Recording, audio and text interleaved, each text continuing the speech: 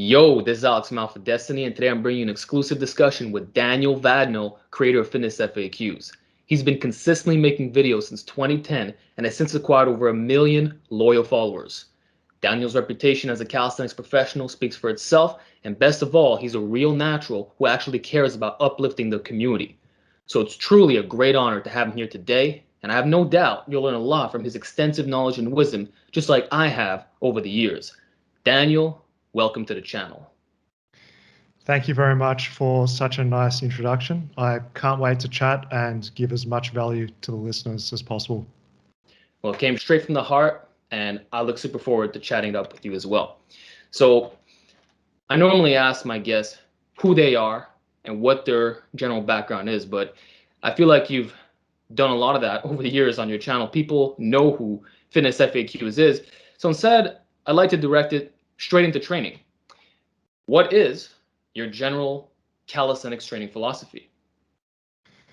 It's a blend of weighted calisthenics combined with any elements that are missing from the calisthenics discipline itself. So what comes to mind straight away is certain isolation movements with weights, certain stretching, mobility, and flexibility protocols to essentially make yourself a complete bodyweight athlete, having the looks, the aesthetics, the strength, and also the movement capacity to move freely in space. Calisthenics and bodyweight stuff is the mainstay, but then the 20% adjunct modalities fill in the gaps, which is what I believe is missing from pure bodyweight training itself.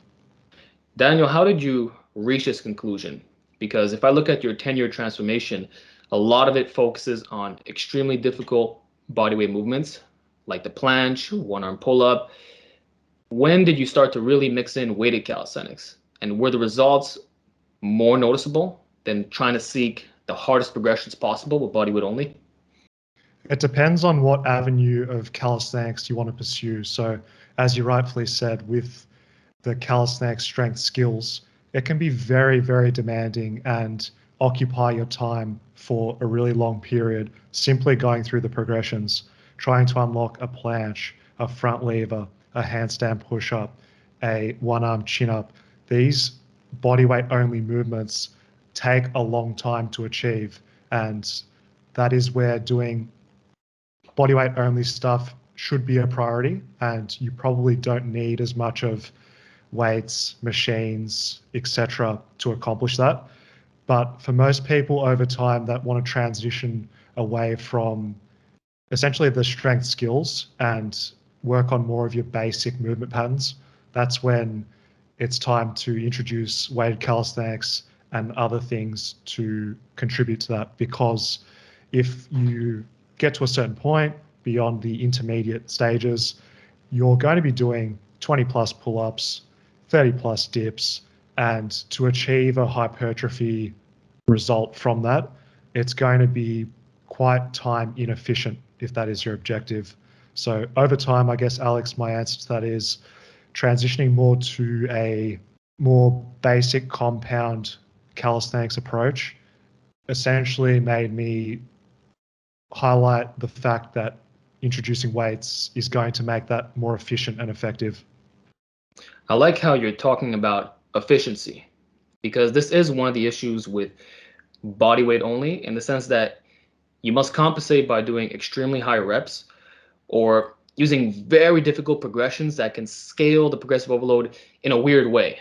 As in, the difficulty goes from intermediate to advanced right off the bat. There's a big jump, and going from one progression to the next can take a really long time, which isn't necessarily a bad thing if we're in this for the long term.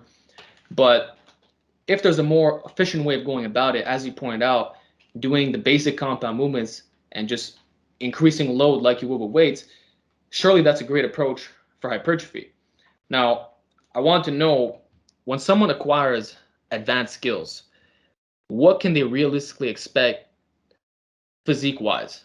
Do you see them getting really muscular from this approach? And what would the duration be in really achieving true bodyweight mastery? If the goal is to build muscle with isometric movements, it's not ideal. We know from the research that full range of motion stuff, which incorporates an eccentric and concentric component, is once again much more efficient for stimulating tension on the muscle and producing that cascade of hypertrophy response. So for people that are just going for their horizontal front lever, planche, and that's all they do, sure, you're going to get some muscle gain, but it's not going to be as optimal as doing your full range of movements, full range of motion movements. With that being said, a way you can get more hypertrophy gains if you want to focus on strength skills is do them through a full range of motion. So 2 examples we can give is a front lever. Instead of doing just the horizontal hold, you can work from a hang, pulling up to an inverted hang, coming back down. This has got a few benefits, Alex, because you're training the entire range. So you're going to get strong from the hang position all the way up, every joint angle in between, but also you're taking your prime movers in that movement through range. So you're stretching and contracting those muscle groups more so. So that's my advice for people that want to essentially get the best of both worlds. They should incorporate full range strength skills into their isometric practice. So doing a combination of the two, training your isometrics to get stronger at the position that you want, as well as your accessory movements afterwards to build hypertrophy in those muscles and full range strength. So it's still specific to the skill you're trying to build, but there's a dynamic component to it instead of just only focusing on being one-to-one to the exercise. And given the larger range of motion, the hypertrophy response should be greater. So one thing I'd like to know about that is, assuming we're maintaining that movement pattern, where do you see bands in this discussion? Because many might not be able to get into those difficult positions, but with the bands, the way it affects your leverage is you can train the skill directly in a more dynamic fashion. So would you recommend that for someone seeking hypertrophy? Just like some people prescribe the assisted pull-up machine to build their lats. I personally recommend, if the goal is the dynamic strength skills, so your straight arm movements, just using the regressions of the movement, so using more of a tucked posture. The reason for that is because the band with dynamic movements tends to muddy the strength curve of the movement. Mm-hmm. So it helps too much when it shouldn't and too little when it should. So we tend to recommend bands in the calisthenics culture predominantly for isometrics because it's very repeatable with the position that you're training. There's no movement and you can really objectively monitor that. Gotcha. So what about doing exercises like one-arm pull-ups? Because many people, well, first of all, many will fail to get it, but assuming they can do it for 1 rep, that's not really the most conducive to hypertrophy, right? So would you recommend a banded one-arm pull-up in that case or an archer pull-up? There's 2 main ways we like to approach this. So correct to start with, Alex, you wouldn't want to be just doing singles because that's essentially testing your strength, very neurologically taxing. Your workout's going to take a very long time and arguably quite difficult on your joints and absolutely psyche as well. It's very difficult to train like that. The best way to go about it would be to get your absolute strength up with your weighted 2-arm pull. So you can't go wrong with the basics, man. That's going to be the theme of this podcast. We've got to teach everyone this theme, but you've got to get your weighted chin up if you want to get a 1-arm chin up, or a weighted pull up if you want to get your 1-arm pull up. That should be something that you can use for a low rep range so that you can build strength. So instead of doing singles, you're training more in that, say, 3 to 6 rep range is going to be really good for building that top end strength. Also to this, with your 1-arm pull up, 1-arm chin up, specificity is absolutely key. I mean, there's some people that can unlock those movements with only weighted bilateral vertical pulls. But for most people, it's a combination of getting strong on the weighted bilateral pull and then introducing an assisted 1-arm variation. So something like a pulley 1-arm chin up, a finger assisted 1-arm chin up, a band assisted 1-arm chin up are going to have a lot more transfer than an archer variation. The reason for this is just the mechanics of the movement are slightly different with the archer pull compared to the ones that I previously listed. So with that two-prong approach, guys, you're building absolute strength in your pulling muscles and then specificity on one arm, because there's so many components that you need to teach your body on that single arm, which is not going to be obtained bilaterally. Coordination, grip strength, scapular stability, just the overall technique and biomechanics as well. Those are a lot of great points. I like how you mentioned the movement pattern is different, just like there's the trunk rotation element. And even though you can brute force your way to a stronger one-arm pull-up, it's not refined because you're moving through a variety of different joint angles. And so you're combining the best of both, training specific movements that give you carryover to the one-arm version, as well as raising your absolute strength so that the percentage of that one rep max allows you to display it with maximum force when you go do the actual one-arm chin. So, and I'll just add one thing to that, Alex. With you said at the start, many people won't achieve the movement, and I see that all the time. And the biggest thing which is holding people back is just their enthusiasm. Wow. And why is that, Daniel? So what I mean by that is people start to see some progress and maybe they're training the movement 2 to 3 times a week.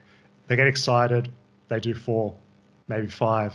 So their training load goes up tremendously, and there's so much force, stress happening to these tiny little tissues on the medial elbow. So the biggest thing that holds people back is being too overzealous with their training frequency as well as intensity. They end up getting injured, and that is what holds them back. Those that go and achieve the one-arm pull and one-arm chin understand that patience is key, and a lower frequency approach is going to be best for longevity and actually unlocking it. It's interesting that you pointed this out, because that's exactly what happened to me. I started overdoing one-arm pull-ups on my left side, and wouldn't you know that golfer's elbow was kicking in. Exactly. So I find twice a week is probably more than what you need for this exercise, because logically speaking, if you can't even do it for one, by definition, that's an overloading movement. You're going above 100% for that exercise. And if you're doing that constantly, you can't expect anything else but worsened recovery. And I also speak from experience, as you do, Alex, in terms of getting too excited, doing too much too soon. And I've seen it happen with hundreds and hundreds of students. So that's just my disclaimer for everyone. Focus on performance, listen to your body, and be patient. Right. And I think what's important for you is that you're 6 feet, right? Correct, yeah. Which means your leverages are even worse for the one-arm pull-up. So how long did it take you to finally achieve it? And did you notice other people who were following the same workouts as you just surpass you in a quick amount of time? And was it discouraging in any type of way? What's your experience been like with this movement? I'm quite fortunate because based on my anthropometry, joint angles, etc., I'm quite suited to pulling movements. So for me, it's going to come a little bit quicker than perhaps pushing movements do. But I was very fortunate from my start in calisthenics with decent guidance from people in the early days of the community, such as the barbarians, to get really good at your basic exercises, get really good at pull-ups, get really good at chin-ups. So my foundation when I first started was built on the basics, which allowed me to unlock the one-arm chin within about 6 to 8 months of dedicated practice. But that would have been built on 1 to 2 years of foundation work to start with. But right. Yeah, for everyone listening, you can expect to get a one-arm chin in probably 1 to 2 years for most people if you apply those principles that I previously discussed. Of course, there's so many elements to this, isn't it, Alex? It's like that is if someone has a relatively low body fat percentage. They've got good relative strength. They've got a good, foundation to begin with. It Right. really depends. You're talking about averages here, and 1 to 2 years, that's actually excellent news if you ask me. Because most Yeah, people will probably think, oh, it's going to take me 5 years to do it. Maybe I'll never achieve it. But that's because what you said before, they're impatient. But if they dedicate themselves to the process, that's an amazing time frame. yeah. The dedicating themselves to the process is huge. You need to be working on it at the expense of other stuff. You're not doing a ton of other movements which are going to fatigue you. If your goal is to do a movement, prioritize it, and you'll get a lot quicker. Awesome. So, are you able to do a one arm chin up at any moment, even without specific training, after unlocking it? Like, how does specificity play a role, once you've already achieved it? I find it really depends on if you are still continuing your bilateral pulling work. So for me, I'm still overloading heavy chins, heavy pulls. So that allows me to maintain the global strength in those muscles. And for me, I find that I can always do it on command, even without doing direct assisted one arm work of any nature. But then once again, if I was to blow up and bulk another 10 kilos or something like that, my answer might be a little bit different. Interesting. So, one of the main questions I want to ask you today was, where do you see bulking in calisthenics? Because many of these athletes are trying to stay shredded year round because it maximizes their relative strength. But is this a good idea if we both promote weighted calisthenics? Like, we know that adding resistance, making your leverages worse, is good for hypertrophy. That is a great question. And this is the fascinating thing about calisthenics is there's so many sub-disciplines. You've got freestyle, you've got sets and reps with body weight, you've got weighted calisthenics, you've got the strength skills. So the answer really depends on what the person is chasing. And the issue that I find with a lot of people is they don't know what they want. They want to get good at the strength skills, which require relative strength, how strong you are pound for pound. But they also want to build a lot of muscle. So these things, by their very nature, are conflicting. So my advice for people is you need to select the domain of calisthenics and the outcome that you want with your physique, and that's going to dictate the response. So for those that want to be very good at the bodyweight movements, it's in their best interest to remain lean. You see all the people on social media that are really good at the stuff, they're very lean, the ones that are doing bodyweight only. And then you see people doing the weighted calisthenics stuff.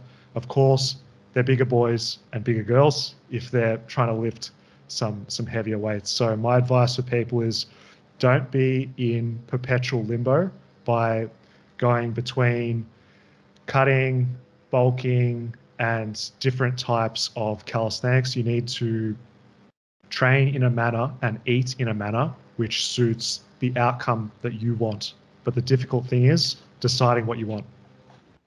That's really well said. So, I think most people who are watching my channel right now are most interested in hypertrophy and becoming really strong. So maybe they're not as interested in, say, mastering their straight arm strength, or learning the iron cross or all those gymnastic movements. So I want to lean that into this discussion. What are your thoughts on the sport of streetlifting? Do you follow it? And how do you program weighted dips and weighted pull-ups for raising the 1 rep max? I'm similar to you and your audience, Alex, with the interest in hypertrophy and also general strength. So as a result, I would say that I teach and promote more of the weighted calisthenics, building muscle, and general strength with general movements. So as a result, I do keep my eye on streetlifting to see, I guess, what people are doing at the highest level. But I would be honest with you and say that I am not a strength coach specialist, if that makes sense. My interest isn't in getting people their best 1 rep max, because I've found over time that that's the minority. Not many people are interested in that. Sure. And also with FitnessFAQs, that's just what we, for the most part, don't tend to enjoy doing as much. So I guess we tend to program a bit more conservatively. So there's less peaking type of stuff, less like precarious low rep training, high intensity, more your moderate rep ranges, and just basic progressive overload principles, man. Gotcha. So then where does periodization fit into this discussion? Yeah, of course. Periodization is an interesting one because I feel that it's probably similar for your audience, Alex. Most people don't justify following highly complicated overloading models because they're not at that stage which justifies it. They're not trying to peak for an event in 6-8 months or something like that. So Right. basic linear periodization for the most part. And then when we get to people that are more advanced, you can introduce other types of periodization, undulating, etc. Gotcha. And it also depends if one is doing weighted calisthenics or not. What about prisoner style workouts? Have you seen those on the internet where people are just doing really high reps of push-ups and pull-ups and conditioning type stuff? Do you ever program anything like that just for raising one's general fitness? Definitely seen that, Alex. And the great thing about calisthenics or just any training, if the goal is hypertrophy, it's pretty straightforward. I mean, Yeah. you've got to train with a high amount of volume, nothing extreme, but enough to stimulate and also grow. So I guess what I take away from those prisoner style workouts is they're achieving the same end result with a workout, just in a different manner. So they're doing hundreds of push-ups, hundreds of pull-ups with their body weight, as opposed to adding weight to them and fatiguing in something that's more efficient, such as the standard 8 to 15 rep range. Yeah. And oftentimes, we talked about the basics before, but they lean in the extreme direction. So you'll, for the most part, they'll only be doing regular push-ups or regular pull-ups and dips, and even bodyweight squats. You won't see pistol squats, handstand push-ups. We're trying to use different types of equipment, like progressions of an exercise. Not that you're trying to learn a skill, but using those as base builders. Yeah. And the interesting thing about those workouts is some people just love the masochistic simplicity. They just True. they love just going for it, getting a massive pump. And there's benefits to that, but there's also some self-belief that you have that no matter where you go, you can get a solid workout in. If you were to be traveling, you've got a hotel, doesn't have a gym, doesn't have a park near it, you can still get a hypertrophy growing workout literally with nothing. That is what is the blessing with calisthenics. And I think a lot of people found that with the situation we've been going through the last 2 years. Yeah, I've had a lot of people tell me that they did tremendous amounts of push-ups at home, nothing fancy. And then when the gyms opened up again, they actually got a bench press PR. And they were shocked because they thought they were only going to maintain or even regress to a certain point. But with calisthenics, that doesn't seem to be the case when done correctly and you have the right effort. That's right. And for the first time, they were probably focused a lot more on their technique, less distractions with just moving weight as opposed to probably using a better tempo, better range of motion because they had to, and getting a better connection with the muscles they were working, possibly. Right. And one thing that came a lot in my channel was guys doing weighted push-ups with a backpack on. And they loved it so much that even now, when they go to a gym, they'll bring that backpack and do that right after bench press. Or in some cases, replace the bench press completely. And I like that on your channel, you show different ways of doing the weighted push-up, and you really emphasize it as a fundamental movement because it is basic, simple to learn, and has immense potential for progressive overload. Yeah, it tends to be discounted and relegated as an inferior exercise because people that have experience, they can bust out 20 push-ups and they think that they're beyond the exercise. But for whatever reason, we overload other exercises. So that's what I've been trying to promote over the past few years is just the major advantage of progressively overloaded weighted push-ups for aesthetics, general strength in horizontal pressing, So you're going to get those watermelon pecs, as as Alex has been saying recently. Great for anterior delts and triceps too, depending on your technique. Yeah, and the serratus, which is very important because you can maneuver your scapula a bit better. So, can you describe to the viewers your preferred setup? I know you got the plyometric boxes, but what's the most feasible and effective way of loading the weighted push-up? I'm a massive fan of a dip bar, which you can adjust the height in a rack. So most gyms have those now where you can adjust the height. One plyo box for the feet, enough room for your hands and feet, and also the weight as you're going down. That's the quickest way to do it. Okay. And how high does the plyo box need to be? Because I've tried doing that with a 12-inch, and the weights will hit the floor when I try doing full range of motion. Yeah, it needs to be, depending on your height, but probably around upper thigh to waist height, maybe a little bit more. And then having the weight quite close to you is going to be best. So if you have access to a kettlebell, it's going to be a bit easier than using, say, bigger weight plates. That's true, because it's a lot smaller, and by using a smaller chain as well. Yeah, that's a good setup. And yeah, for those that are listening that might not know what I'm talking about, with the weighted push-up, you've got a few options. You can have a backpack around your back, or you can have a dip belt anchored around your mid-thoracic with the weight hanging where your chest is. So that's how you overload the movement. great. Now, one of the questions I often receive is, why weighted push-ups over weighted dips? Or if the answer is not favoring one over the other, what's the advantage that push-ups have over dips? That is a fantastic question. Depends on what you want to have carryover to. So dips, for the most part, superior to weighted push-ups. Safer to overload. You can overload it with heavier weights as well. And I always like to use the example of the dip is essentially the squat of the upper body. Mm-hmm. You look at what's happening at the different joints in your shoulders, elbows, very similar mechanically speaking to a squat in terms of that overall movement. I really like dips for that respect. I think they're a great mass and strength builder, and it has excellent transfer to overhead movements because you look at what the shoulder's doing, it's going through extension and also flexion, not obviously overhead, but it has good transfer in that respect.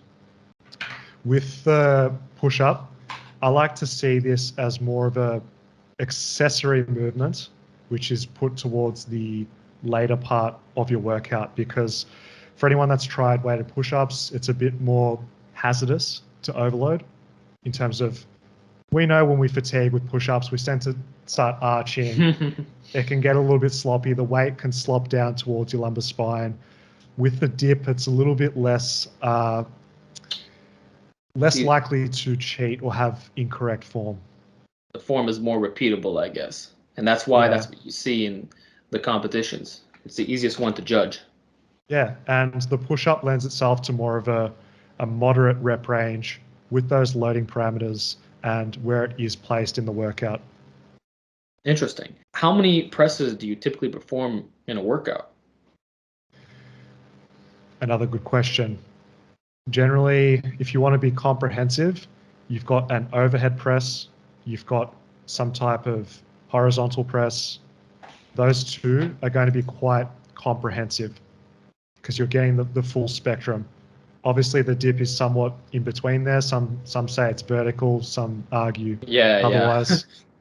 It's hard to say, but it really depends on your level of advancement too, because if you were to do a heavy set of handstand push-ups plus dips, if you're doing that honestly, just two pushing movements, that's real work. So yeah, I like to do two, and the third one, if you're going to introduce it, is more of an accessory to finish off those pushing muscles. Gotcha. So a good workout could be handstand push-ups, weighted dips, followed by weighted push-ups for higher reps. Tell you what, if people did those three movements 2 to 3 times a week, geez, we'd have some big boys out there. Tell you what, some absolute beasts out here, and the handstand push-ups in particular, are very challenging. And I don't think people realize that until they give it an honest shot. And the way I like to program them is off a deficit because I find the floor restricts your range of motion. What are your thoughts on that? I agree with you. As soon as someone can go to the deficit, definitely go to the deficit. Awesome. And a good way to bridge the gap is for people to do the classic pike push-up. It's not a pussy exercise. It's a hard exercise if you do it properly. Well, I'll tell you, Daniel, when I first got my home gym, I was debating not buying certain equipment because I realized pike push-ups were that effective. I used to do them off this ledge right here while grabbing on to two chairs for an extreme range of motion. So those are actually really good. Doesn't matter your training experience either. You can always get a nice effect from it. And that's the thing about bodyweight exercises and calisthenics. It's as hard as you want to make it. So we can use that pike push-up as an example. If you stay with minimal weight on your toes and you have that huge anterior weight shift, you're practically doing handstand push-ups because the toes there are just offering a little bit of support. Conversely, there's people that say, oh, pike push-ups aren't good. They're not building muscle. I'm not getting stronger with them. You see their form. They're rocking backwards onto their heels. There's no weight, or they're doing a hybrid incline press. So they're not even directing the force vertically. So this comes back to, with training, even if it's not calisthenics, you have to do the movements honestly and really challenge yourself. You can't discredit them until you do them correctly. That's a really good point. You have to know what it is you're getting from that exercise, and the form needs to be maximized to get the most out of it, more out of less weight. One thing about good hypertrophy movements is that they tend to be stable. So I wanted to know if someone was purely interested in size, would you recommend them doing the free handstand push-up where you're balancing, or the wall version? Of course, the answer's B, man. The wall is your go-to because with the wall, you can push to very high RPEs and you're not going to be limited by the balance component. You can even do some myo reps, which is quite popular in bodybuilding hypertrophy world. What that means, everyone, is just say you're doing chest to wall handstand push-ups. You've done 7 reps. You stay at the top of the handstand. You take a few breaths, compose yourself, another rep, finish it. Pause, breathe, breathe, breathe, another rep. Pause, breathe, breathe, breathe, another rep. Now you've done 3, you've done a set of 10. So that's a great way to do it. By comparison to freestanding, there's just so many components. You've got the balance, you've got the coordination. Once fatigue sets in, you are going to be handicapped if the goal is hypertrophy because the limiting factor is going to be the balance. So what I always recommend people do for most of their time spent training, it should be practice the handstand balance in isolation, get a decent 45-second hold is probably all you're going to need because not many people are doing longer than 45 seconds worth of time under tension handstand push-ups, and then use the wall to build strength in your handstand push-up muscles. Yeah, I think that's a great approach, and I appreciate you being honest about that. You're just saying, no, you want that extra stability for hypertrophy is really awesome. So then you talked about myo reps to increase the intensity, and I've done those myself. They're really something else on handstand push-ups. But would you also do them with a weighted vest?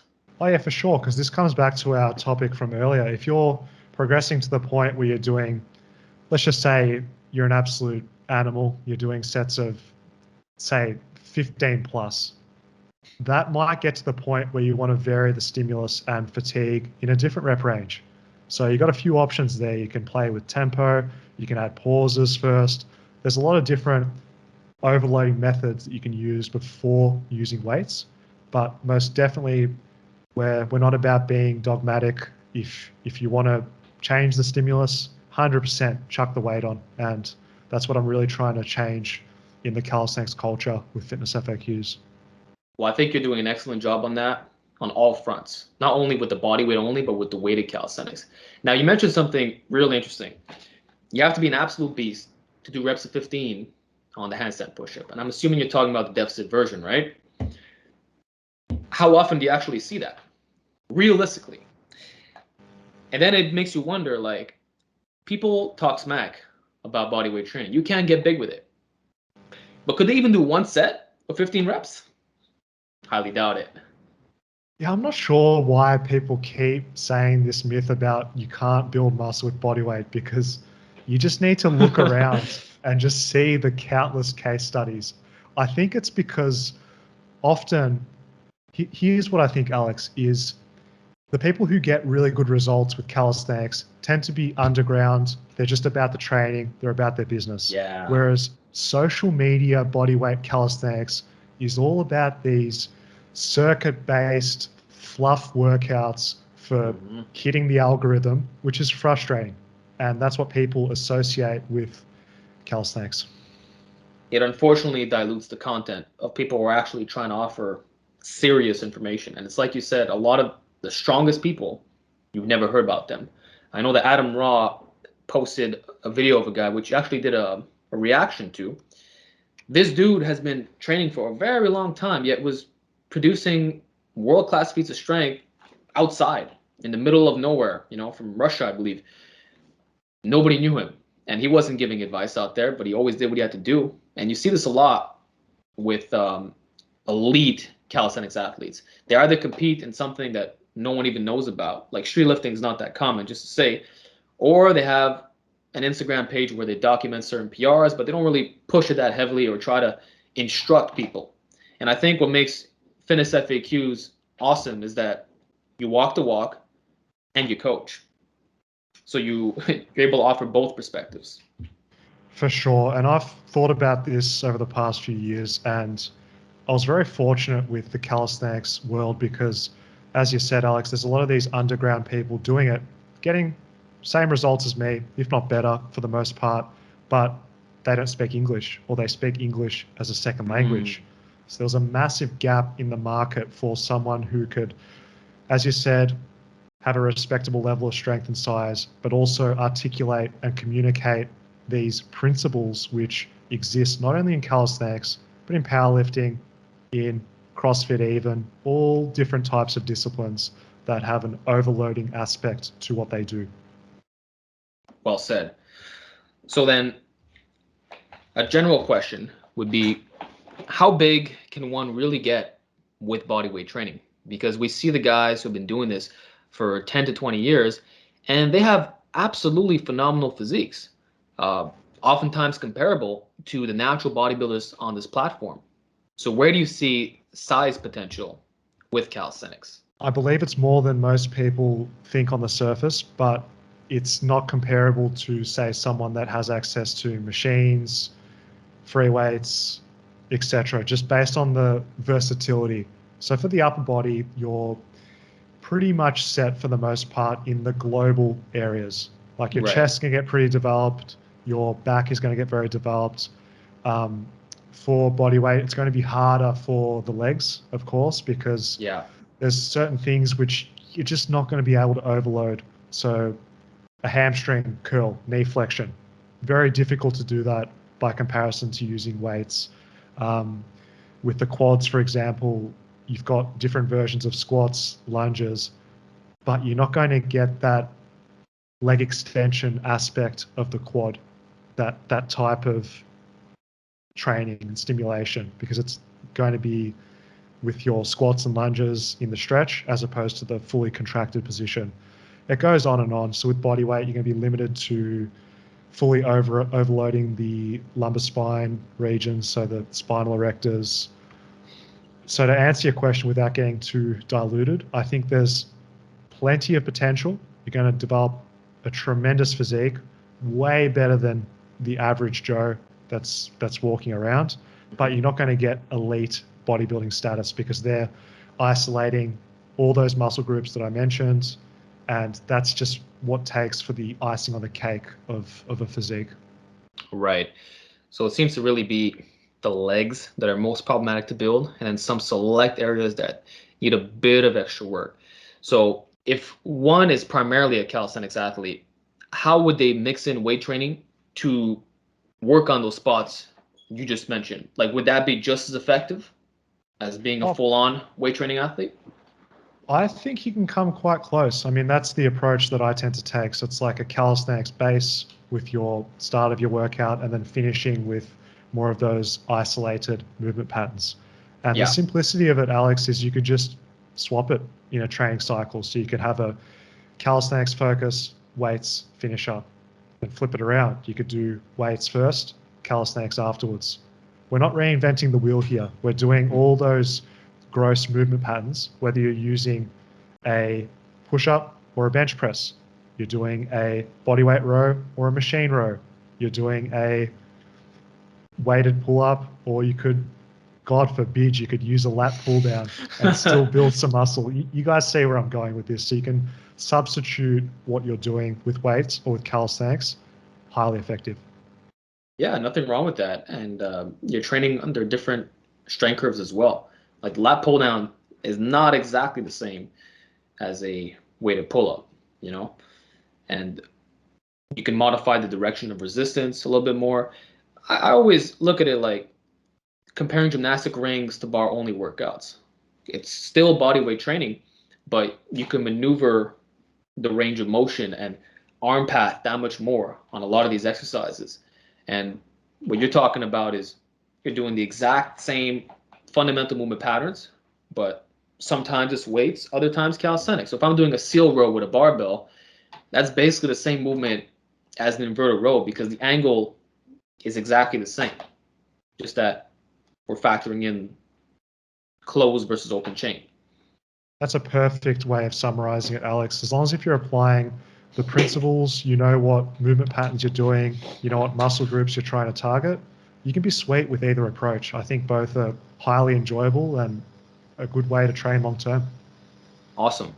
So Daniel, where do you see, we talk about mixing weight training calisthenics, but are there specific movements that when you do in the gym with a barbell or dumbbell or cable, whatnot, do you see transference to the big calisthenics movements or better yet, skill work? Well, this is a debatable topic. If you ask me the question pertaining to hypertrophy, I'd be a bit more confident with my response that it's Okay.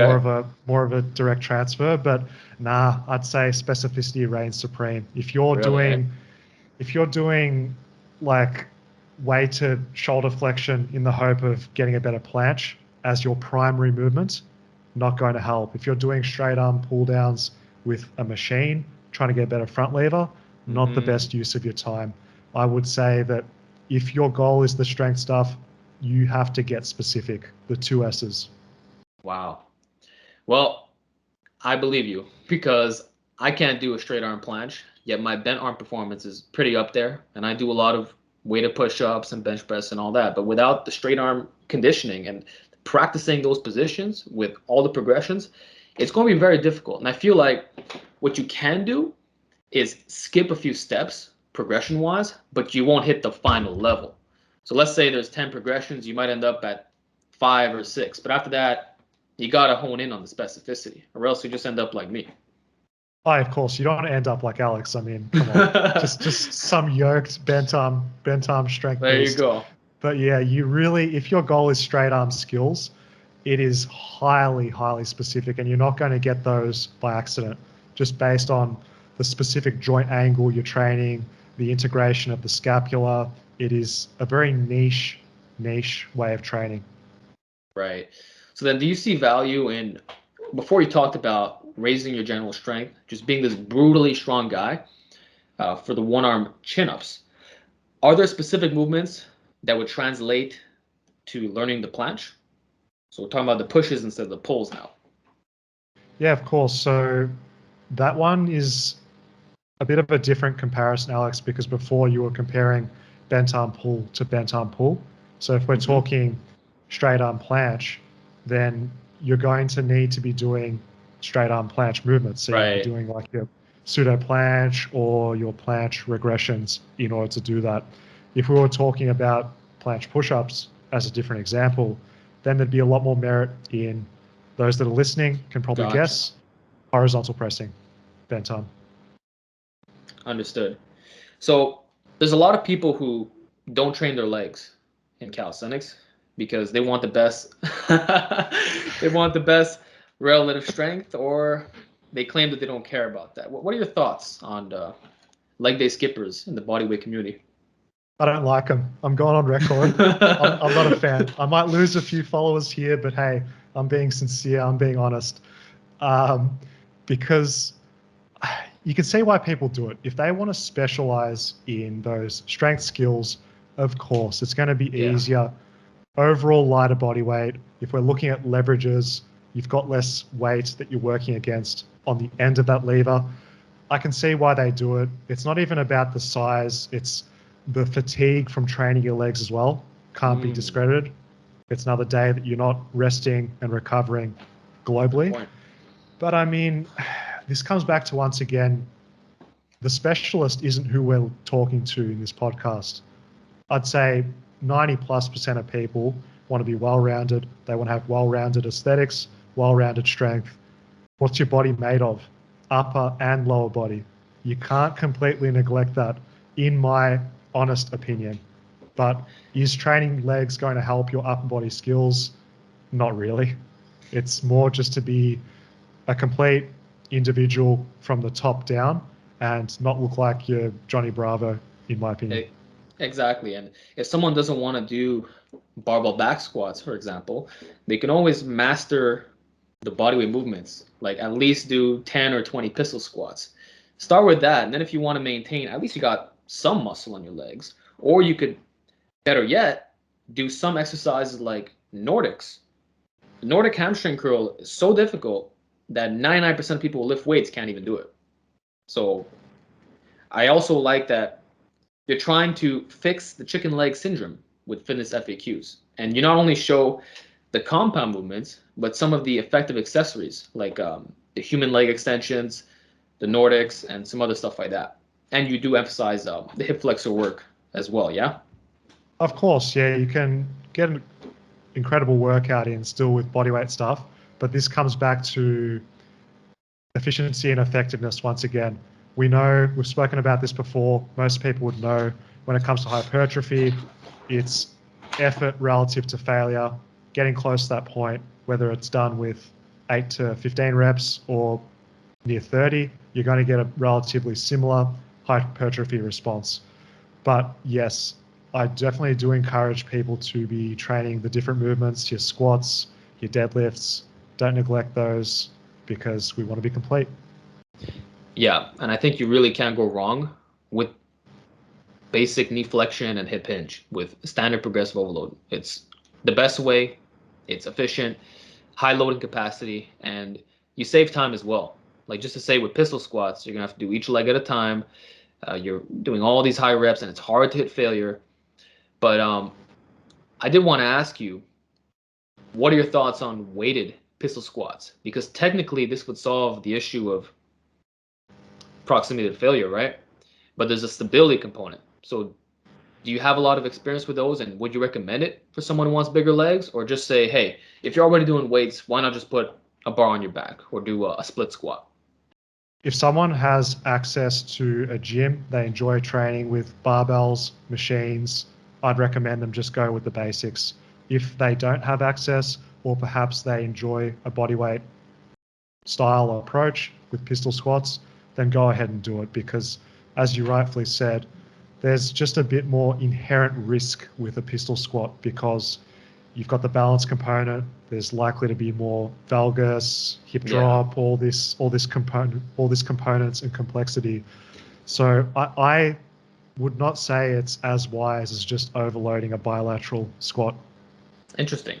So then, on the topic of overrated exercises, I think the pistol squat would be one of them for sure, in the sense that there's more efficient approaches. And actually, these days, if I'm going to do that, which I rarely do, it's going to be an elevated pistol squat. So I'm standing on something which gives me more stability, and I can get a deeper range of motion without rounding my spine as much, right? But besides the legs, in a calisthenics context, what are some overrated exercises that you often see prescribed? I'd say anything that classified as a high risk, low reward movement. Two of them that come to mind straight away, back lever and iron cross. Interesting. I'm surprised about the back lever because a lot of guys would promote that for shoulder health or conditioning the bicep tendon when doing rings. So what are your thoughts on that? The reason is I've seen many a career ended based on those movements. That's probably, Alex, the thing that scares me the most. So, like, imagine your position as well. Imagine Hmm. getting a pec tear, imagine getting a bicep tear. It'd crush you, wouldn't it? You would, Yeah. as much as people say, oh, beast mode, I'm going to grind back, rehab, I'll get surgery. You're never the same, bro. No. Never the same. So, with the back lever, that's one that's quite popular in calisthenics. And people that do it with supination have a That too, higher right? degree of stretch on the bicep and more susceptibility to injury.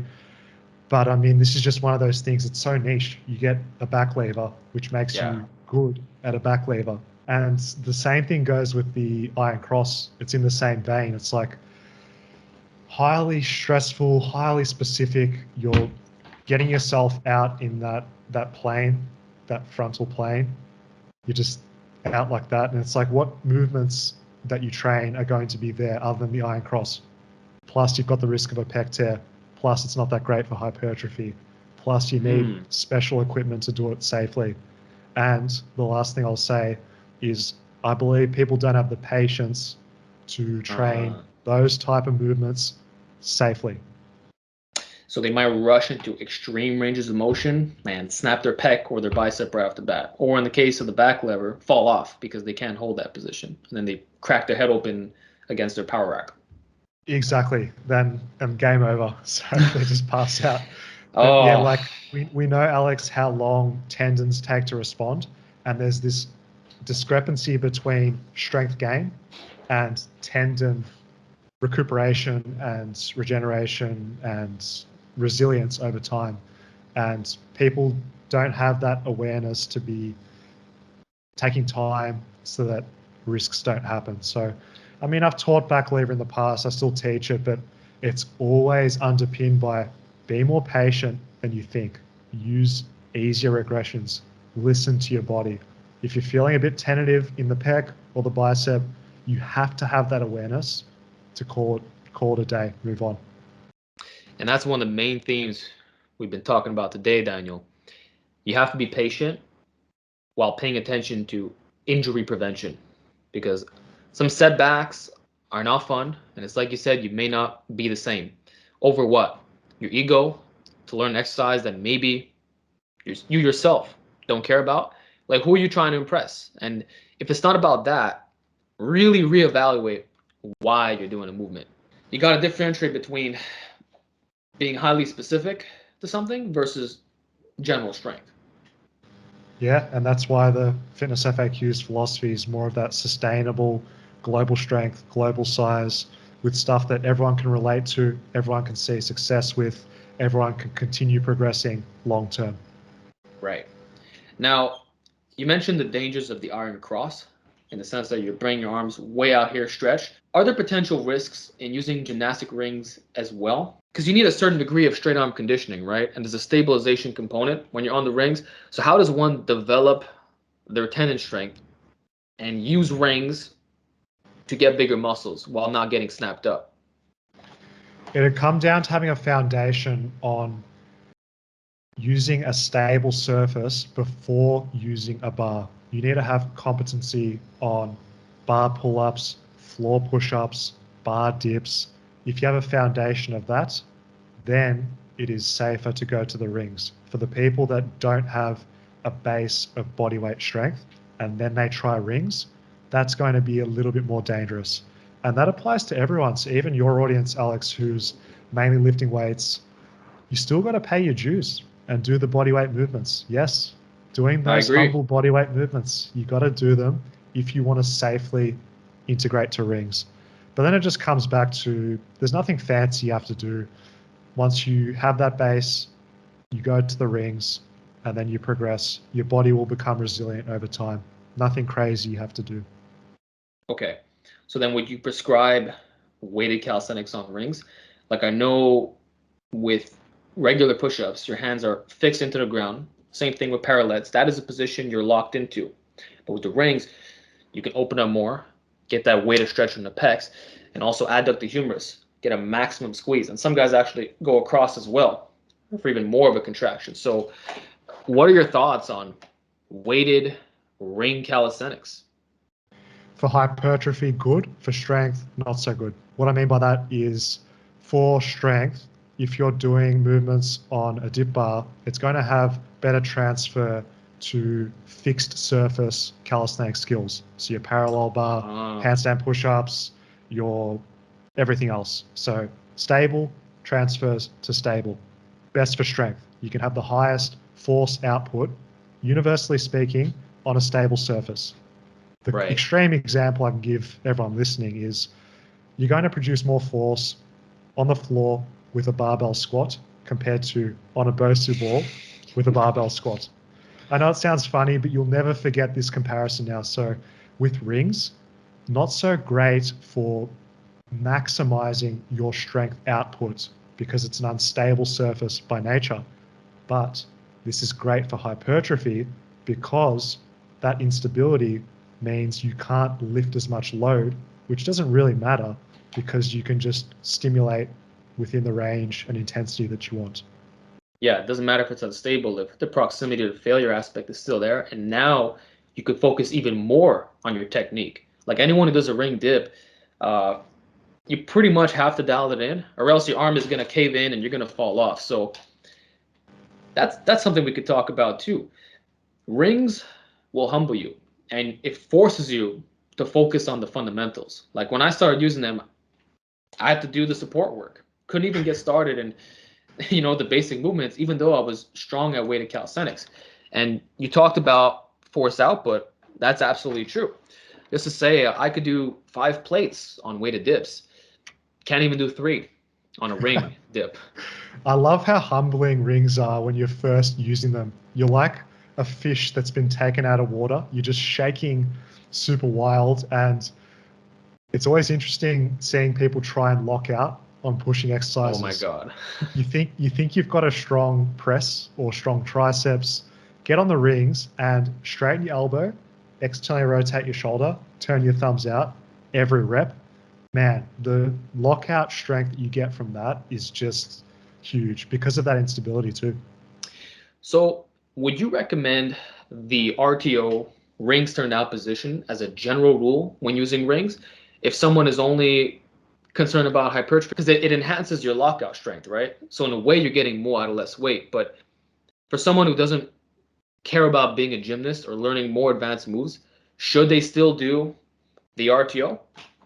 I'm a big fan of it just because always team full range of motion over here, as well as it promotes consistent form standards. You lock out the elbow every single time, you know that is the quality that you're chasing. And I just think there's extra benefits in terms of just that peak tricep contraction, peak pec contraction. I prefer it. I like it. Interesting. And this is projection on my part, but do you think rings might be one of the best things to build your biceps naturally? Of course, and the program Body by Rings by FitnessFAQs, which your audience can get at a discount by using podcast 10 on fitnessfaqs.com. Gotcha. I'll put that in the description box. I had to be cheeky there, Alex. I'm sorry, but to answer your question, particularly with biceps, it really lends itself to rings for isolation because we've got a few movements. We can do the conventional bicep curl in front of you. You can also do the pelican curl, which I know you've taught in the past. So you're in a push-up and you lower yourself down into shoulder extension, which stretches the bicep. You can do them for reps. You can do eccentric overload. But yeah, rings are great for that versatility, pain-free bicep growth due to the movement. I can go on and on. Awesome. And what's the most important exercise that people should work up to on the rings if they want massive arms? Combining bicep curls with tricep extensions, everything you need there. And I know your audience is very intelligent. They're going to be doing their compounds at the start and they're going to finish with the isolation. If you are doing those targeted isolation movements for biceps and triceps, you're set. I think in particular, people don't do tricep enough, and it just gives you that that really 2/3 thickness to your arm.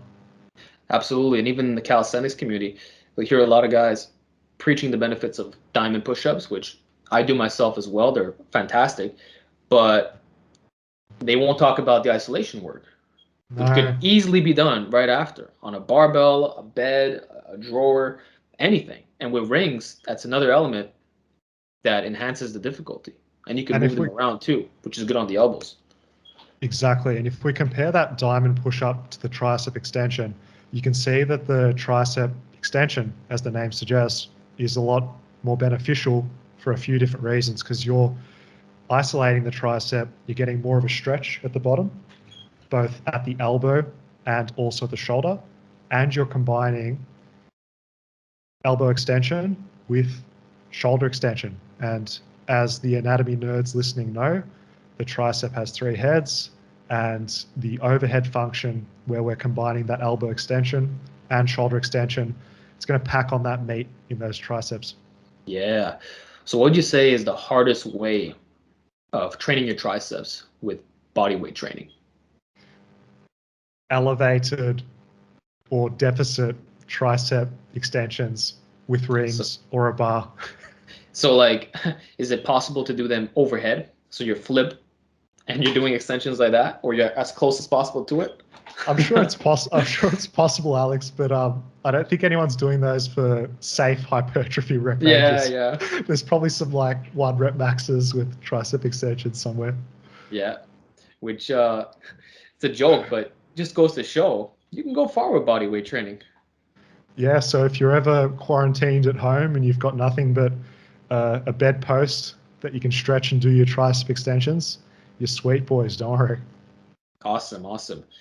So going back to strength standards, we covered gymnastic rings, talked a little bit about street lifting and many things, but I want to know what are some good numbers to shoot for in a strength training context on some of the fundamental compound movements, even without the additional resistance.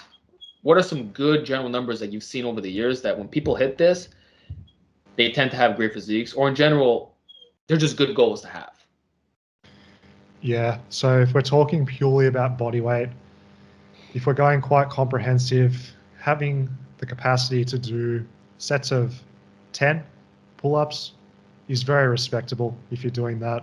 Being able to do sets of, say, 30 on the push-up, dips around 15 to 20 once again, handstand freestanding around 30 seconds. If we want to talk about the legs, it's quite hard to quantify, but yeah, a decent capacity, maybe 5 on each leg pistol squat is a good one to go for. When we start talking about the skills, the strength skills, I believe most people can unlock a straddle front lever for anything more than 5 seconds is a hold in the classifications.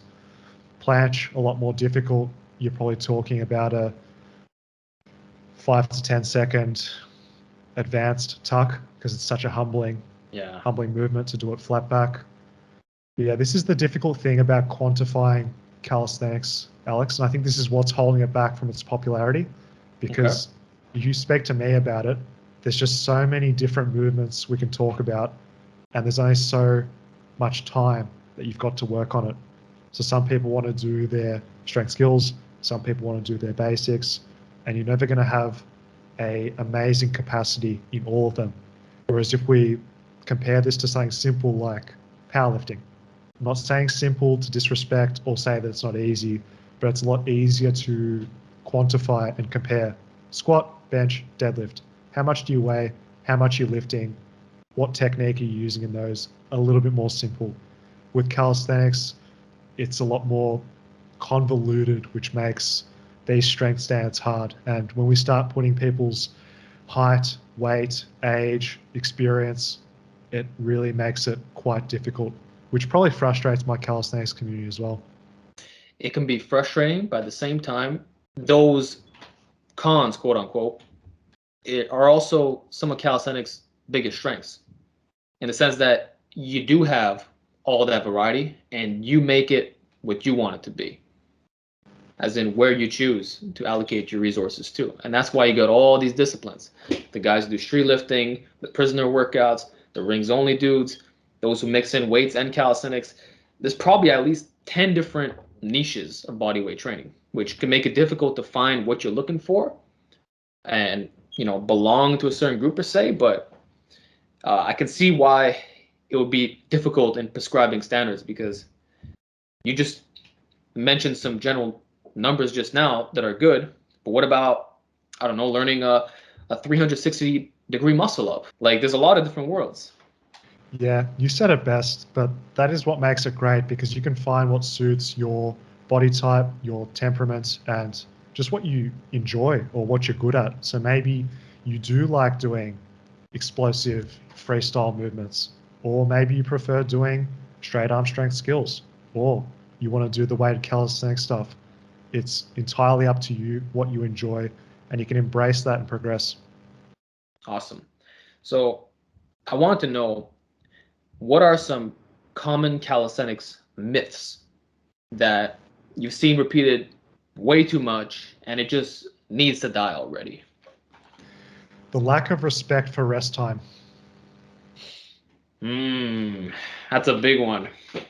I will say, Alex, after traveling the world, connecting with strong people, doing podcasts with people like yourself, the same overall principle comes up for people that have been training and achieving good things. It is the fact that people do not rest long enough at large. Yeah. Most of the calisthenics workouts you see prescribe 30 to 60 seconds between sets. But anyone who has any appreciable amount of strength will know that it can't be done for the most part. That's almost like rest pause. Yeah, unless you're someone that is chasing endurance, which isn't as popular of a field, there might be some merit in short time rest periods to acclimate to working under metabolic byproducts, all that stuff. But for everyone that's listening, you guys want to just build tons of strength, tons of muscle, rest for longer, particularly on your compound movements. If you're doing strength skills, your isometrics, rest for 3 to 5 minutes. If you're doing heavy sets of compounds, dips, handstand push-ups, pull-ups, rest for that 5 minutes. Don't be afraid. I mean, if you take the extreme example of people in streetlifting, when they're doing highly taxing, like sets of 3, sets of 4, sets of 5, 5, 10, 15 minutes rest, bring it on. That's what they do. Well, you know what, Daniel? That's exactly how I train as well. It's never less than 3 minutes, unless it's a finisher at the end of the workout, just as a burnout on, say, a tricep extension. But even then, truth be told, if you got the spare time, 3 minutes is going to be better than 2. Yeah. I like that you mentioned that, with the flexibility of isolation being a bit less. You're not going to need 15 minutes to rest on a tricep extension compared to a heavy set of handstand push-ups. But yeah, I agree with you, man. Awesome, man. And I think also, when people rest too little, it's oftentimes because they're compensating.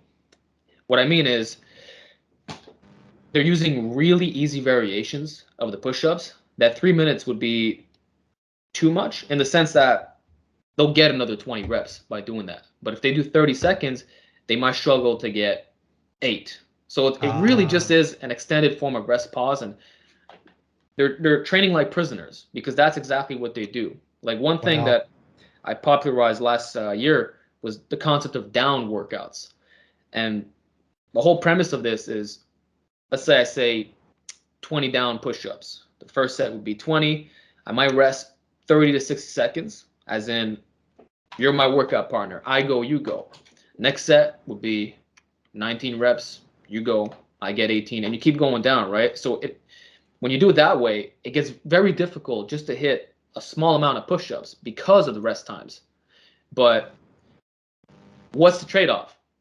You got to do like 500 reps, and you're burning to the max for something that could have been achieved with 3 sets of 10 on a push-up, followed by 3 sets of 10 on a dip, using 3 to 5 minute rest intervals. And you're going to get a lot stronger doing that. So it's like when we talk about these routines that have you huffing and puffing to the max, there's a huge endurance component for one, which if that's your goal, fantastic. You are raising your work capacity, but it's not superior. That's what needs to be pointed out.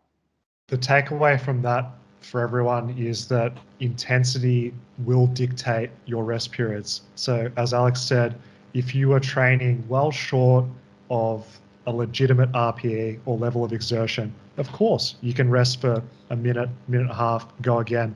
But if you're following a training program and you're really genuinely pushing yourself to progress session to session, week to week, then when you're chasing that performance, you need the rest period because it's so damn difficult. Absolutely. And this will lead me on to an important question. How do you program RPE or reps in reserve for calisthenics? And are percentages mixed in there as well when doing weighted calisthenics? This is a great question. I like to use a simple approach of 1 to 3 reps in reserve for compounds. And truth be told, with isolation, don't mind going to failure on the last set. It's not going to be too taxing. But I find that simplicity makes it very easy for people to understand. So just using the example of 1 to 2 reps in reserve, it's comparable to like an 8 RPE. So not to confuse everyone, but you've got to be training close to your limit, but not going to failure on your compounds, because there's a trade-off with the excessive fatigue and the ability to recover and supercompensate from that, which you can still get a comparable stimulus, comparable result from leaving 1 to 2 to 3 reps in reserve. It goes back to having higher quality sets with less fatigue. And you can always add an extra set if you feel like your intensity wasn't sufficient. So rather than doing 3 all-out brutal sets to failure, so 0 RIR, add another set or 2 and leave 2 reps in the tank. And you'll feel that much more refreshed coming into the next session. And you're accumulating more workload as a whole. That's not junky, because some guys, they might get like 6 reps in reserve, and that's not the same as 1 to 3. I'm glad you mentioned that, because that quality of form, quality of intensity through an exercise, through a workout, really compounds itself over time. Because if you look at the grand scheme of things, you're going to get so much more out of that in the long term compared to someone going to failure. Imagine if you go to failure on the start of a pushing workout. You're essentially cooked and handicapping yourself for subsequent sets and subsequent exercises. So for everyone listening, you've got to have that maturity to think long term and progressing over time, and not having that desire for instant gratification to force progress, because you can't force it. You got to try hard, but you can't be reckless. Exactly. It's interesting because I was going to ask you about overcoming plateaus. And right now you mentioned how many people are impatient with their progress and they try to force it. So what are your general thoughts on overcoming plateaus? Do you think that many times people are just too impatient and that's all it is? They got to give it the time that it needs, especially when it comes to things like skill work? Yeah, so with that, it's a combination of the two. I mean, if you're finding that you're plateauing after 4+ weeks, it's probably a sign that something needs to be rejigged with your programming, exercise selection, or the rep range / intensity that you're using on those movements. But to go with what you just said, Alex, I do feel that the majority of the time people just don't see progress in one workout or 1 to 2 weeks, and they think they're broken, they're doing something wrong, and they want to change up their workout. You've got to reflect on how advanced you are as a lifter or a trainer, and understand that if you've been training for more time, it's going to be a much more arduous and longer journey to see gains, and know that it could take a month to see progress. But more importantly, I think people should reflect on what their stress, what their environment is like. It's not always just about the training. It's, have you been getting your 7.5, 8+ hours sleep every night? Has your nutrition been on point? Are you maintaining or at least in a surplus if you're lifting? All these things come into play and should be reflected before you discount the program itself. Gotcha. And on the topic of calorie surpluses, we previously discussed how most calisthenics athletes should be somewhat lean year round, but does that mean they should be eating in a maintenance phase, or should the weight gain slowly pile on? Maybe they have a range of, say, 10 to 12% body fat. So they creep it up to 12, do a mini cut back down to 10, and keep repeating the process. Just how important is extra food for the bodyweight athlete? For those that are doing purely bodyweight stuff, not concerned with external load, the incentive is to be as lean as you can sustain without burning out physiologically, psychologically, or seeing decreases in your exercise performance. But for everyone else, it's maintenance would be the general theme, I'd say, for most in calisthenics. Interesting. And what about those who get, I'm just curious to hear your thoughts. People get really fat on purpose so that pull-ups are just brutally difficult. Same thing for push-ups. Then they cut down and they're just jacked and ripped up. Yeah, a great approach is to bulk, do weighted calisthenics, your global movements, and then as you're cutting, you can maintain or try and preserve your strength gain with those absolute loads, and then transition to a more bodyweight approach, and you're just flying, mate. You're just like, wow, these pull-ups are like nothing. Muscle ups, one-arm pull-ups. That's the advantage of bulking and increasing absolute strength and then transitioning to calisthenics. Because of course, if you drop your body weight, then you're going to find the weighted movements harder, of course. Yeah. Well, just to say, when I was training for the one-arm pull-up, I did it in a bulk state. And what I needed to actually unlock the movement was lose 20 pounds of fat. The moment I did that, instant, because the strength was already developed. So sometimes it's not that we're too weak per se, it's that we're too fat. And that's why, like you point out, you got to be lean to really display the best relative strength with calisthenics.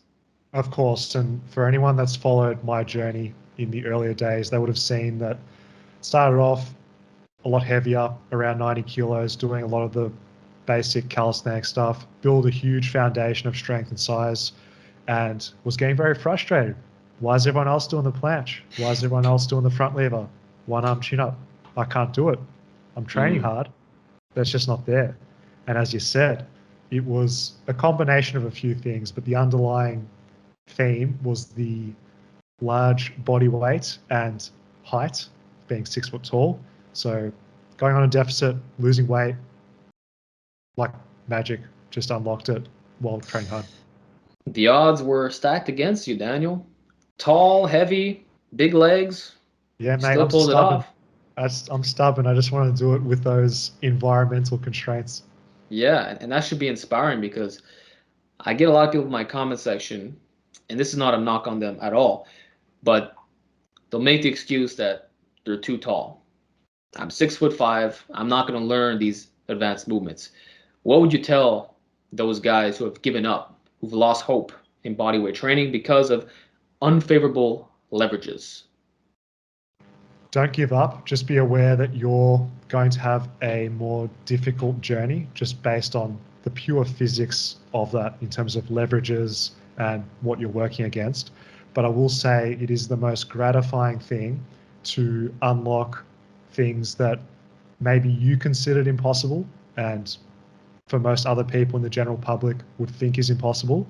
And to get that over time, nothing really compares. I mean, something still to this day, Alex, after training for 12 plus years, when I go into the gym, I'm sure if someone saw myself or other people following the FitnessFAQs method, they'd think, who's this meathead? Looks like he just lifts weights, blah, blah, blah. Then you get there, you're doing side splits, you're doing back bridges, you've got this mobility, you look like a bodybuilder, but you've also got the strength of a gymnast. I tell you what, it's just people don't know how to react. They're like, is this what's going on here? I can't box this person. I love that. Is this real life? It really is impressive because it's not very common. Usually it's an extreme. If you're really good at certain feats of relative strength, you're a lightweight. You're shorter, you're skinnier, maybe you're not flexible. But for you, that emphasizes the whole package. I'm sure when people see that in real life, they're like, yo, this is insane. And I want to be like that too.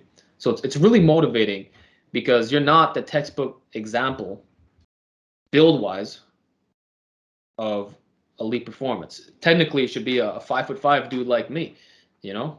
I'm But not gonna downplay it, but it's definitely possible, and I'm not the only person. It's happening more these days because this type of training, more hybrid style, is becoming more popular.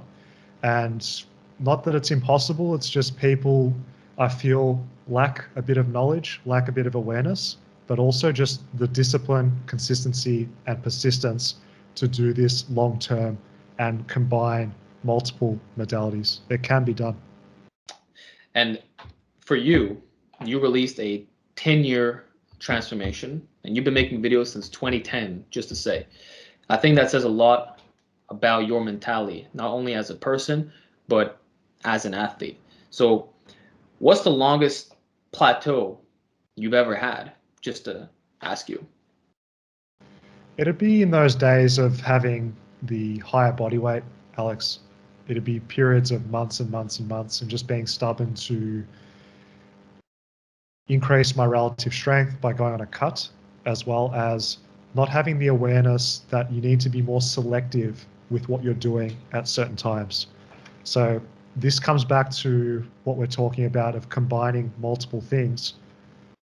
You can, but you need to be selective with what is the priority. So you go through a phase of focusing on hypertrophy, then you go through a block of strength. Then perhaps if you find that you want to do things that require more mobility, then that needs to be the priority. So it's not about doing every single thing at once. It's about prioritizing over time. So my biggest plateaus was when I was trying to combine too many things at once and also having a lack of direction by being too flippant with chopping and changing between things, aka program hopping, which neither of us recommend. So, between year 5 and 10, have you noticed significant changes to the way you program? And how have you grown as a bodyweight athlete? Because they say the longer you train, the slower the progress becomes. But at the same time, you get smarter, more dialed in. So in a way, you're still making good gains. So how, like just to ask, how are your gains today in 2022 compared to 4 or 5 years ago? It comes down to being more selective. So in the earlier days, there was a combination of factors. Being younger, your recovery response is going to be so much better as a 18 to 20-year-old compared to being 28 to 30 years old, as is the bracket now. That's the factor number one. And also just being more advanced now, having a larger amount of muscle mass, larger amount of strength. I need to be selective with what I'm doing when I'm doing it, because there's those factors of me being more advanced, but also just now there's other things going on in my life, relationships, business. It's much more difficult to continue cramming on more stuff. Whereas when you're younger, you can essentially get away with more. It comes down to having more free time and just better recovery as a whole. So how do you program for guys who are pressed on time? Maybe they only have a few hours in the gym to work out, or they're rushing. Do you have any specific splits or protocols that you'd recommend? Yeah, so in which case you'd go more towards an upper lower split. I'm a big fan of those because then you can condense the workout period through the use of supersets. So True. supersets are fantastic for push and pull, agonist, antagonist, and you're not really compromising your rest time per se. So you're still getting, similar to what we said before, with that 3 minute plus recommendation, because you're doing a pulling movement and then you're going on to a pushing movement and then you're resting. But you need to keep in mind that when you're doing the opposing muscle group exercise, you're resting. And then you're also resting in the rest between exercises. So that's my biggest recommendation. You can get in your workouts quickly with supersets. You can still get a good frequency in per week, but you're not in the gym 6 to 7 days a week like some more focused splits are. I like that advice. I feel like the upper lower is the most versatile for 9 out of 10 people. And it's as you said, it's very easy to superset the movements, which is interesting because I made a video on that a few months back, and I was talking about how you can do it with weighted dips and weighted pull-ups. And if you rest 2 minutes between sets, it might actually be 3, because while you're doing the other exercise, it's like you said, you're resting. So as long as they're antagonist muscles, you're really good to go, and you're going to get really fit in that process. So on the topic of getting more fit, and we're going to start wrapping up soon, but are there any conditioning workouts that you would personally recommend or do yourself? Like, where do you see general physical preparedness for calisthenics athletes, or is that naturally already built in? For those that are doing weighted calisthenics with moderate rep ranges, lower rep ranges, not overly important, because in the set itself, the time under tension isn't that much. If you're doing sets of less than 15, depending on the movement, cardio won't be a huge limiting factor. Now, on the other hand, if you're someone who's doing sets and reps, more endurance-based stuff, then the cardiovascular component will definitely come into play. Because I say that the focus should be on the training itself. I find that as you get more advanced, you're getting so fatigued from the sessions that you're actually doing. By introducing other cardio-based workouts, for example, high-intensity interval training, you might start diluting potentially the strength response or your recovery capacity. Not to say that cardio isn't good, I just don't feel that the benefits obtained from that are going to directly feed in to a very high extent. I personally prefer, just if people want to do cardio, more low intensity, steady state stuff, or just getting their steps up for overall calorie expenditure and general health. Gotcha. I think an easy way to do this for a calisthenics athlete, especially if they don't train legs, is to make your leg training cardio based. So dragging a sled is going to have no impact on your ability to do weighted dips, just to say. That's a really good observation, Alex. That's a good recommendation. And if someone was a good student and they're doing legs twice a week with that approach, that's a good amount of cardio. Yeah, as long as you get a little bit in, and like you said, you modify the program to be a little bit more conditioning based, you should generally be okay. And I find with calisthenics, it does seem to be one of those exceptions that you just become really fit doing it. Yeah, because people are likely using moderate to high rep ranges, so their Yeah, cardiovascular system is getting that response. Agreed. exactly. So then, Daniel, before you mentioned how when you go to gym and people look at you doing these insane feats of strength, you're flexible, you got the body, it feels good, right? What about accomplishments you've had in the past? Which ones were the most rewarding? In other words, what personal records in a calisthenics context are you most proud of? The biggest one for me was the 7-second straddle planche. Interesting. And you're talking the straddle, not the full version. Not the full version. And it means so much to me because at the start of our conversation, I alluded to the fact that pulling comes easier for me as opposed to pushing. So there's that component of difficulty. There's the element that I was stubborn and I was still squatting. So being able to do, at the time, I had a 1RM on the front squat as an example of 140 kilos, whilst being able to do a 7-second straddle planche at a height of 6 foot, 83 kilos. Very proud of that to this day. That's an amazing accomplishment, Daniel. And I want to get that too one day. So let's see what happens. I think you'll have a more straightforward approach because you've got a lot more wisdom than I would have had at that stage. And I think you've got a very good awareness of how to program with these skills and knowing what to let go of in order to achieve it. So if that was to be a goal, I wouldn't be surprised if whatever you set your mind to, you could do it, man. Well, I appreciate that, Daniel, and I genuinely believe your content is the best on learning these skills. And when people ask me advice on, yo, Alex, how do I learn this static position? I'm like, okay, you can focus on your brute strength, for one, focus on the fundamental compounds. But then if you want the progressions, well, check out my man Daniel from FitnessFAQs. Always directed to you because you offer high quality content, you've done the exercises, and it's easy to understand.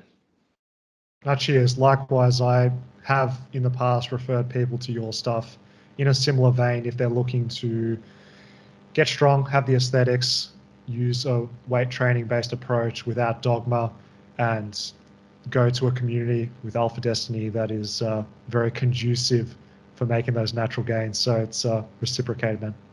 Thank you very much, man. So then, Daniel, I want to finish off. Ask you, what are your goals for 2022 and moving forward with your physique? Do you have any skills you're trying to learn or achieving certain numbers, maybe having bigger muscles? What are your objectives? My biggest goal is to continue being the best teacher I can through FitnessFAQs, raising the standard in weighted calisthenics in particular, with a big focus on bodyweight bodybuilding, because I feel that that is an area that is highly enjoyable. People can see progress and get fulfillment from that for a long period of time. So that involves me practicing what I preach, getting my general calisthenics lifts up, pull up, dip, handstand push-ups, as well as cycling through different weighted counterparts, being able to do overhead press, being able to do possibly bench press in the future. You heard it here first. Oh, yeah. Introducing those different components.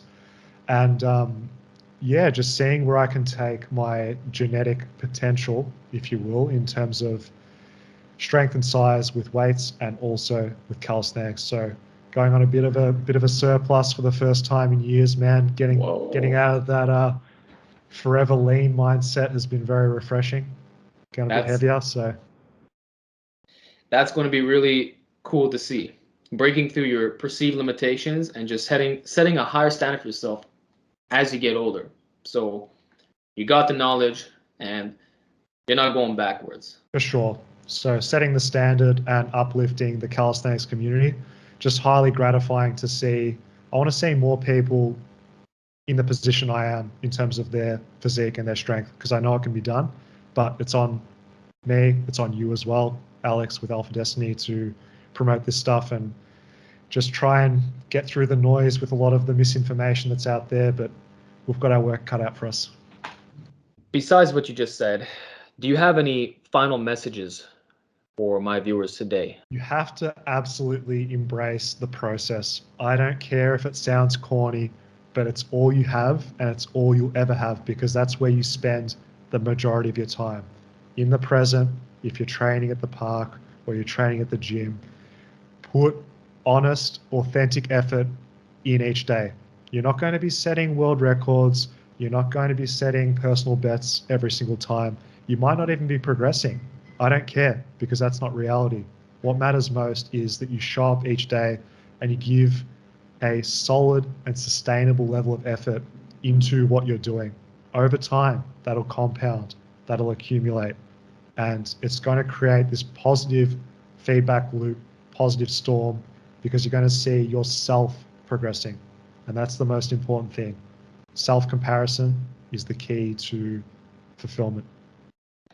Love it, Daniel. So if people want to learn more about you, where could they do that?